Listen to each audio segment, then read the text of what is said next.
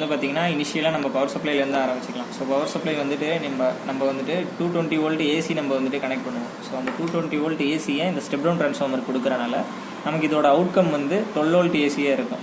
இந்த 12 வோல்ட் ஏசியை நம்ம என்ன பண்ணோம்னா இந்த போர்டில் நம்ம எடுத்து கனெக்ட் பண்ணியிருக்கோம். ஸோ இந்த போர்டில் இந்த பிரிட்ஜ் ரெக்டிஃபையர் என்ன பண்ணோம்னா ஏசி டிசியாக கன்வெர்ட் பண்ணி கொடுக்கும். அப்படி கன்வெர்ட் பண்ணி வர டிசி 12 வோல்ட்டை வந்துட்டு என்ன பண்ணுவோம்னா நம்ம இந்த கெப்பாசிட்டர் வழியாக நம்ம கொடுக்குறோம். ஸோ இதனால் என்ன ஆகும்னா பவர் கன்சிஸ்டன்சியாக கிடைக்கும். அப்புறம் இந்த 7805 இந்த ரெகுலேட்டர் வழியாக கொடுக்கும்போது நமக்கு இதோட அவுட்கம் 5 வோல்ட்டாக இருக்கும். ஸோ 5 வோல்ட்டாக நம்ம இதோட சப்ளை நம்ம எடுத்துகிட்டு இந்த கெப்பாசிட்டர் வழியாக நம்ம கொடுக்கும்போது என்ன ஆகும்னா ரிப்பிள்ஸ் நாய்ஸ்லாம் இருந்துச்சுன்னா ஃபில்டர் ஆகிடும். ஸோ இப்படி எல்லா ப்ராசஸும் முடிஞ்சு ஒரு பியூர் 5 வோல்ட் டிசி நமக்கு கிடைக்கும். ஸோ இந்த 5 வோல்ட் டிசி சப்ளை எடுத்து நம்ம இதில் கொடுக்குறோம். எதனால் நம்ம வந்து 5 வோல்ட்டாக ரெகுலேட் பண்ணியிருக்கோம்னா இந்த காம்பனன்ட்ஸ் எல்லாத்தோட ஆப்ரேட்டிங் வோல்டேஜ் மேக்ஸிமம் 5 வோல்ட் தான். ஸோ அதனால தான் 5 வோல்ட்டுக்கு நம்ம ரெகுலேட் பண்ணியிருந்திருக்கோம். அதே மாதிரி எல்லாமே எலக்ட்ரானிக்ஸ் காம்பனன்ட்ஸு, அதனால தான் டிசியை நம்ம மாற்றிருக்கோம்.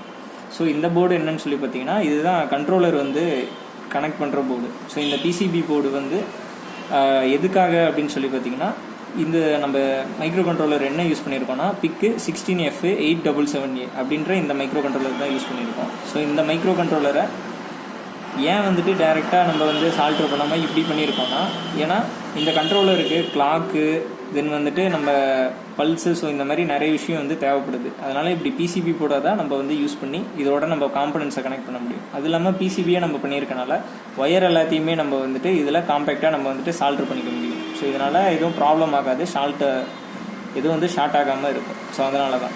ஸோ வேறு என்ன காம்பனன்ட்ஸ் இதில் யூஸ் பண்ணியிருக்கோம்னு சொல்லி பார்த்தீங்கன்னா எல்இடிஸ் யூஸ் பண்ணியிருக்கோம். இது வந்து ஒயிட் எல்இடி 2 எல்இடி யூஸ் பண்ணியிருக்கோம். ரெசிஸ்டர் போட்டு நம்ம கொடுத்துருப்போம். வோல்டேஜ் கொஞ்சம் ட்ராப் ஆகி நமக்கு கிடைக்கணும் அப்படின்றதுனால.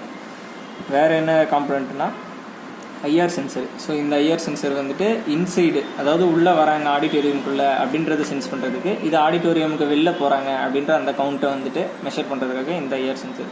ஸோ இந்த மாதிரி 2 ஐஆர் சென்சர் யூஸ் பண்ணியிருக்கோம். ஸோ காம்பனன்ட்ஸு டீட்டெயில்ஸு அவ்வளோதான். இதுக்கு மேலே டெமான்ஸ்ட்ரேஷன் வந்துட்டு நான் உங்களுக்கு காட்டுறேன்.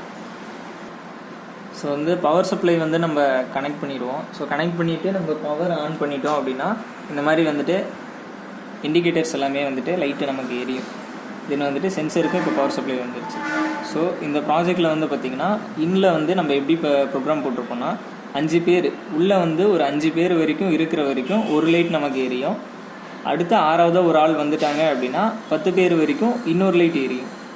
ஸோ அதாவது இந்த லைட்டும் எரியும், இந்த லைட் எரியும். நான் உங்களுக்கு டெமான்ஸ்ட்ரேஷன் காட்டுறேன். ஸோ வந்து இப்போ ஒரு பீப்புள் ஸோ வந்துட்டு ஒரு லைட் எரிய ஆரம்பிச்சிருச்சு. உள்ளே வந்து ஆள் வந்துட்டாங்க அப்படின்றதுனால இப்போ ஒரு லைட் எரியுது. 2 3 4 5 இப்போ 6.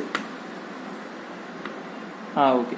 ஸோ வந்துட்டு இப்போ 6 மெம்பர்ஸ் மேலே வராங்க அப்படின்ற டைமில் நமக்கு வந்து இன்னொரு எல்இடியும் எரிய ஆரம்பிச்சிருச்சு. ஸோ நிறைய பேர் இருப்பாங்க, அதனால் வெளிச்சம் நிறைய தேவைப்படும் அப்படின்றதுனால. ஸோ இதுக்கு மேலே 7 8 9 10. ஸோ 10 போகும்போது என்ன ஆகிடும்னா ரெண்டுமே ஆஃப் ஆகிடும். ஏன்னா கோடிங்குமே நம்ம அப்படி தான் போட்டிருந்துருப்போம். ஸோ இப்போ இது வந்து 10 வரைக்கும் இருக்கிற அந்த ஒரு விஷயந்தான். ஸோ இப்போ வந்து வெளியே போகிறாங்க அந்த ஒரு கவுண்ட்டை நம்ம பார்த்துக்கலாம். ஸோ வெளியே இப்போ 10 பேர் இருக்காங்க உள்ள, வெளியே இப்போ போகிற கவுண்ட்டு 9 8 7 6. ஸோ வந்து வெளியே ஒரு 5 பேர் போயிட்டாங்க. ஸோ அதனால் மீதி இப்போ 5 பேர் தான் உள்ளே இருக்காங்க. 4 3 2 அவ்வளோதான். ஸோ இப்போ எல்லாருமே வெளில போயிட்டாங்க. ஸோ இந்த மாதிரி தான் வந்துட்டு இந்த கவுண்ட்டுக்கு ஏற்ற மாதிரி நமக்கு என்ன ஆகும்னா லைட் வந்துட்டு கண்ட்ரோல் ஆகும்.